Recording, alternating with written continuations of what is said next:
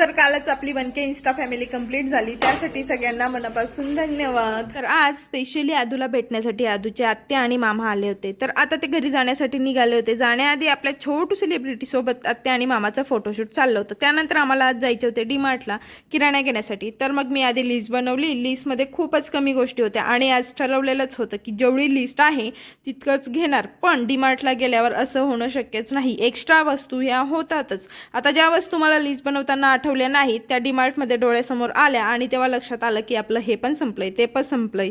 आता संपलंय म्हटल्यावर घ्यावं तर लागेलच आणि हे सगळं घेतलं की मग लिस्टच्या बाहेर वस्तू आणि बजेटच्या बाहेर बिल हे होतं। आता माझं तिकडे सामान घ्यायचं चाललं होतं आणि यांचं इकडे गॉगल घालून मिररमध्ये बघणं सुरू होतं की आदू कसा दिसतोय म्हणून। त्यानंतर हे मला म्हणत होते की आदूसाठी एखाद दोन खेळणं घेऊ असं, पण म्हटलं घेऊन पण त्याला वाटी आणि चम्मच सोबतच खेळायचं असतं, तर मग कशाला पैसे वाया घालवायचे, बरोबर ना।